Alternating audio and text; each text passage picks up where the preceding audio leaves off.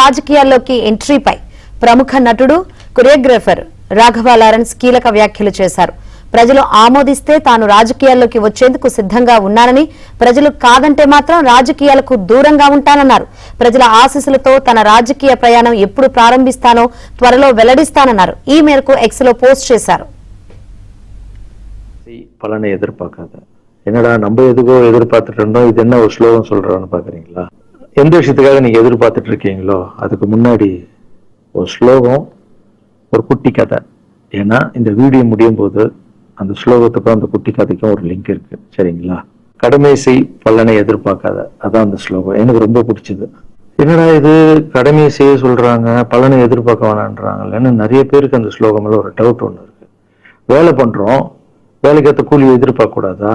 இவ்வளவு கஷ்டப்பட்டு உழைக்கிறோம், சம்பளத்தை எதிர்பார்க்க கூடாதா அப்படின்னு அந்த ஸ்லோகத்தோடைய முழு மீனிங் என்னன்னா ஒரு கதையா சொல்லிடுறேன்.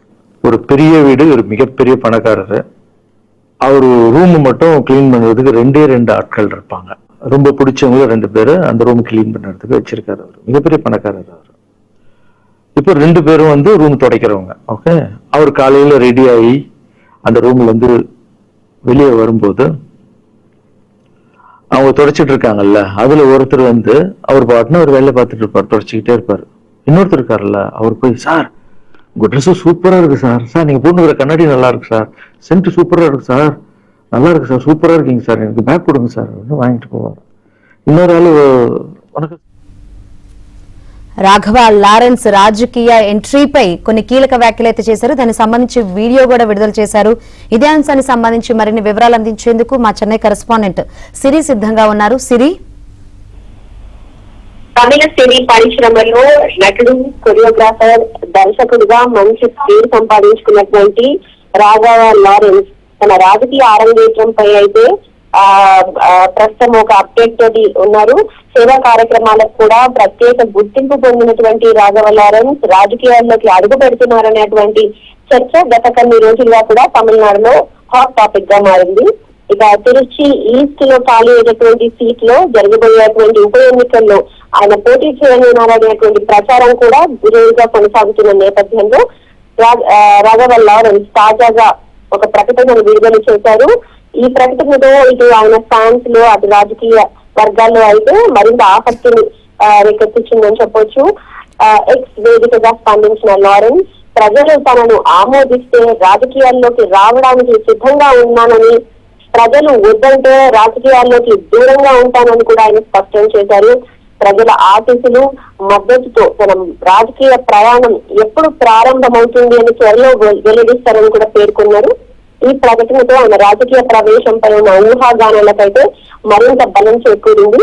ఇటు అన్నామలై ప్రారంభించినటువంటి ఒక ఉద్యమం, వీగల్ లీడర్స్ అనేటువంటి ఉద్యమంలో చేరి అన్నామలై పార్టీ నుండి తిరుచి ఈస్ట్ నియోజకవర్గానికి ఆయన బై ఎలక్షన్స్ లో పోటీ చేస్తారా, లేదా విజయ్ పార్టీ అయినటువంటి టీవీసీలో ఆయన చేరి బై ఎలక్షన్స్ లో పోటీ చేస్తారనేటువంటి విషయంపై అయితే ఇంకా స్పష్టత ఇవ్వలేదు. అయితే దానికంటే ముందుగా ఆయన తల్లి ఆశీస్సులతో పాటుగా ప్రజల మద్దతు కూడా తనకు పూర్తి స్థాయిలో ఉండాలంటూ ఆయన ఎక్స్ లో ఒక వీడియో విడుదల చేశారు. కింద కామెంట్స్ లో ఎస్ లేదా నో అని కూడా ప్రజలు చెప్పవలసిందిగా ఆయన కోరాడు. రాజకీయాల్లోకి రావాలంటే ఎస్ అని టైప్ చేయాలని, నో రాజకీయాల్లోకి రావద్దంటే నో అని టైప్ చేయాలంటూ తన కామెంట్స్ ప్రజల వద్ద నుండి వచ్చేటువంటి రెస్పాన్స్ కామెంట్స్ ని బట్టి తన తదుపరి నిర్ణయం ఉంటుందంటూ కూడా ఆయన చెప్పాడు. ఇప్పటికే గత వారం నుంచి తిరుచి ఈస్ట్ ఉప ఎన్నికల్లో లారెన్స్ బరిలో దిగుతారన్న వార్తలు కూడా విస్తృతంగా ప్రచారమయ్యాయి. ఇప్పటికే ఈ ప్రచారంపై స్పందిస్తూ ముఖ్యమైన జీవిత నిర్ణయాన్ని ప్రకటించబోతున్నారు అని చెప్పారు.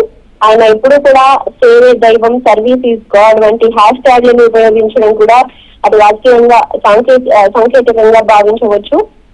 రాఘవ లారెన్స్ కూడా ప్రజాసేవ చేస్తుండేవాడు ఎన్నో సంవత్సరాలుగా. అలాగే పేదలకు, అలాగే వైద్య చికిత్సలు, వికలాంగులకి సహాయం, డాన్సర్స్ అవసరమైనటువంటి సహాయం, అలాగే రైతులకు కూడా ట్రాక్టర్లు పంపిణీ చేయడం, అనాథలకు కూడా అండగా నిలవడం వంటి కార్యక్రమాల ద్వారా ఆయనకి ప్రత్యేక గుర్తింపు సంపాదించింది.